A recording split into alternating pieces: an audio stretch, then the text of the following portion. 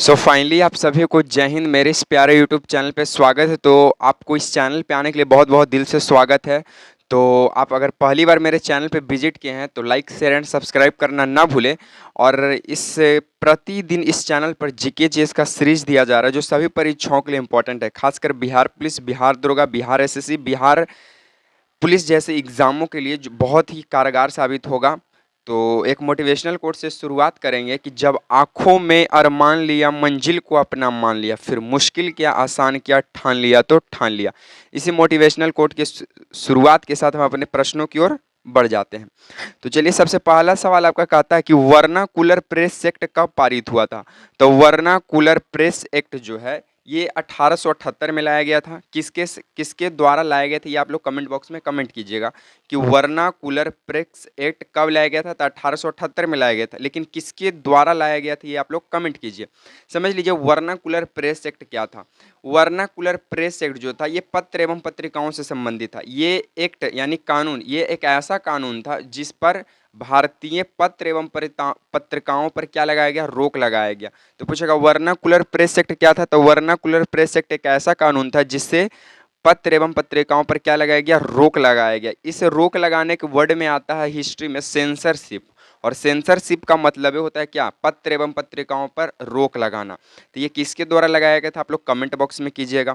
सबसे पहले vernacular press act जो है ये अमृत बाजार पत्रिका पर लगा था। और अमृत बाजार पत्रिका का जो लेखक थे वो थे अरविंद घोष।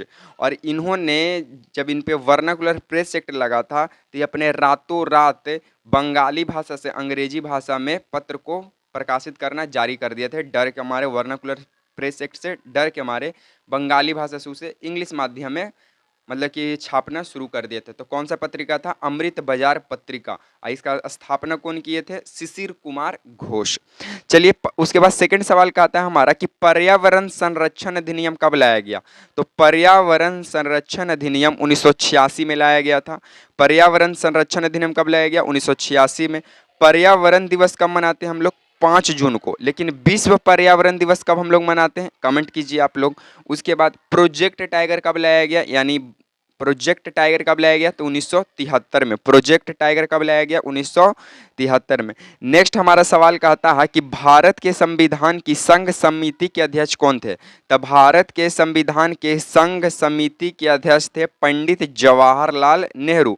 अब प्रारूप समिति के अध्यक्ष कौन थे, तब प्रारूप समिति के अध्यक्ष थे डॉक्टर भीमराव अंबेडकर। अब भारत के पहले कानून मंत्री भी कौन बने, डॉक्टर भीमराव अंबेडकर। उसके बाद आपसे पूछ सकता है कि सन एनर्जी स्रोत है, मतलब कि जो सूर्य का जो ऊर्जा है वो किसका स्रोत है। तो नाभिकीय संलयन का। किसका स्रोत है, नाभिकीय संलयन का।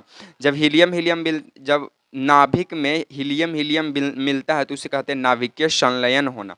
अब नाभिकीय संलयन का मतलब क्या होता है कि जब दो परमाणु जब आपस में मिलते हैं तो नाभिकीय संलयन होता है। लेकिन जब दो परमाणु आपस में टूटते हैं तो उसे बोलते हैं नाभिकीय विखंडन हुआ।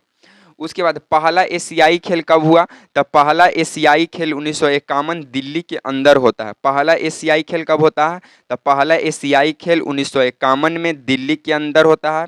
उसके बाद पहला ओलंपिक कब होता है, तब पहला ओलंपिक 1986 में एथेंस ग्रीक में होता है। पहला ओलंपिक कब होता है, 1896 एथेंस ग्रीक में होता है, ना कि 1996, गलती से हो गया।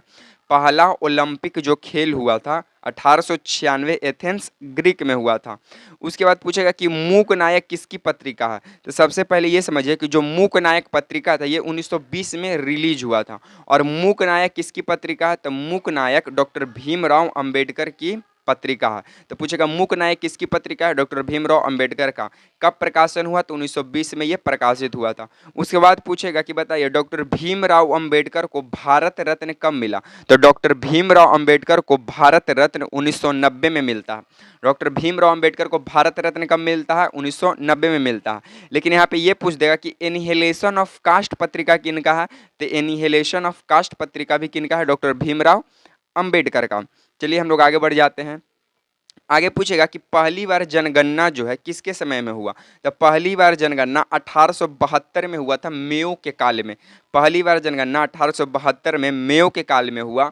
और एक जो कंटिन्यूअस होता है कि मतलब कि एक सीरियलिज वाइज जो जनगणना हुआ था वो हुआ था फिर 1881 में रिपन के समय। किसके समय? रिपन के समय।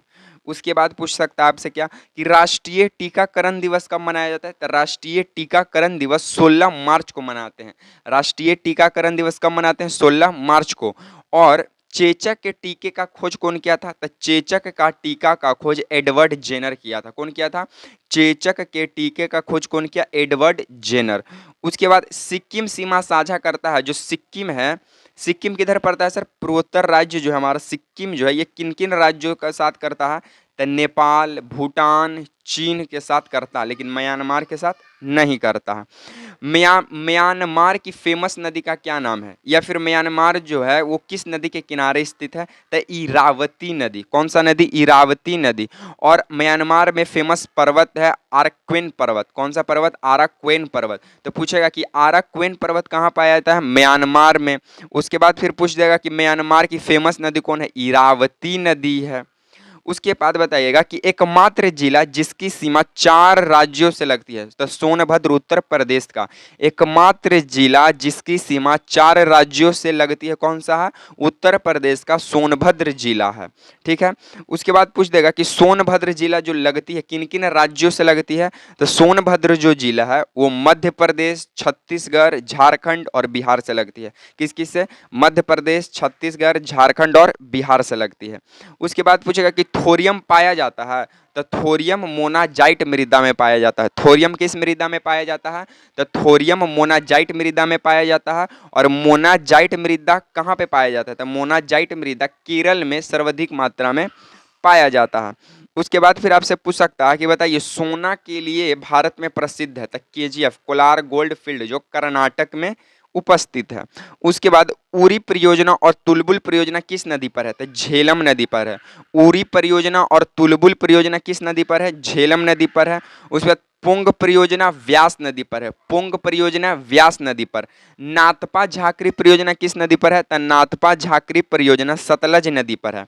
नाथपा झाकरी परियोजना किस नदी पर है? सतलज नदी पर है। और उकाई परियोजना ताप्ती नदी पर। उकाई परियोजना ताप्ती नदी पर है। उसके बाद फिर बोलता है कि प्रोटीन के कमी से कौन सा रोग होता है? तो प्रोटीन की कमी से क्वासी-ओरकोर और मैरास्मस रोग होता है। प्रोटीन की कमी से कौन सा रोग होता है? तो क्वासी-ओरकोर और मैरास्मस। उसके बाद पूछेगा कि दाल में जो प्रोटीन पाया जाता है उसका नाम क्या है? तो जो दाल में प्रोटीन पाया जाता है उसका नाम है प्रोलैमिन। दाल में प्रोटीन जो पाया जाता है उसका क्या नाम है? प्रोलैमिन। और भारत में सर्वाधिक मात्रा में दाल की उत्पादन कहाँ होता है? तो मध्य प्रदेश। और हींग का खेती ही से हींग और ही से हिमाचल प्रदेश। तो हींग का खेती कहाँ होगा? हिमाचल प्रदेश। रबर का खेती केरल। रबर का उत्पादन केरल। चाय का उत्पादन असम। कॉफी का उत्पादन कर्नाटक। और आपसे पूछ देगा ये फिर क्या उसको काजू का उत्पादन? तो ये भी हो जाएगा कौन सा? कि असम। काजू का उत्पादन असम। और ये जितने भी जो फसल बताएं ये सभी किस में उगते हैं? तो ये सभी लेटेराइट मृदा में उगते हैं। मतलब काजू का खेती लेटेराइट मृदा, कॉफी का खेती लेटेराइट मृदा, चाय का खेती लेटेराइट मृदा। और लेटेराइट मृदा को हम लोग निच्छालन प्रक्रिया से प्राप्त करते हैं। ठीक है। उसके बाद लेटराइट जो है, लेटर एक ग्रिप शब्दों से मिलकर बना है जिसका मतलब होता है लाल रंग का ईंट। चलिए हम लोग आगे बढ़ जाते हैं। आगे बोलता है कि ब्लू बेबी सिंड्रोम किसकी अधिकता से होती है? तो ब्लू बेबी सिंड्रोम नाइट्रेट की अधिकता से होती है। ब्लू बेबी सिंड्रोम किसकी अधिकता से होती है? तो ब्लू बेबी सिंड्रोम नाइट्रेट की अधिकता से होती है। और इटाई इटाई रोग कैडमियम की अधिकता से होती है। इटाई इटाई रोग किसकी अधिकता से होती है? तो इटाई इटाई रोग कैडमियम की अधिकता से होती है। मिनी माता रोग पारा की अधिकता से होता है। मिनी माता रोग किसकी अधिकता से? पारा की अधिकता से। ब्लू बेबी सिंड्रोम नाइट्रेट की अधिकता, इटाई इटाई रोग कैडमियम की अधिकता और मिनी माता रोग पारा की अधिकता।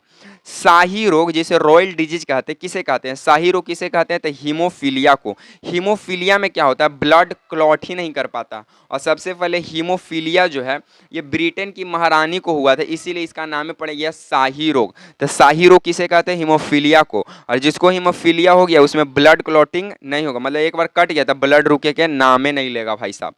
उसके बाद बोलता है कि बोन से बोन को कौन जोड़ता है, तो इसका ये ट्रिक याद कर लीजिए, बी बी लाल, बी से बोन और बी से बोन यानी बोन टू बोन को कौन जोड़ेगा, तब बी बी लाल जोड़ेगा यानी लाल से लीगामेंट जोड़ेगा, तब बोन से बोन को कौन जोड़ता है, लीगामेंट जोड़ता है। और इंसुलिन का खोज कौन किया, बेस्ट और बेटिंग, इंसुलिन का खोज बेस्ट और बेटिंग। तो आज लगातार देख रहे कि बहुत सारे हम लोग डिस्कशन क्वेश्चंस को कर लिए हैं। तो इसी तरह आपको लगातार इस मेरे प्यारे यूट्यूब चैनल पर जीके जीएस का सीरीज मिलते रहेगा जो सभी परीक्षाओं के लिए इम्पोर्टेंट है।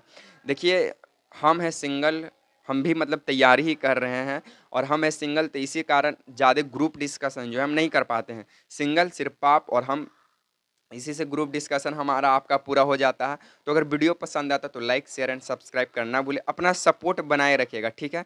इसी तरह के सीरीज साथ मिलेंगे हम आपसे नेक्स्ट वीडियो में, तब तक के लिए आप सभी को जय हिंद, और अपना स्वास्थ्य जरूर, अपने स्वास्थ्य को जरूर ख्याल रखिएगा।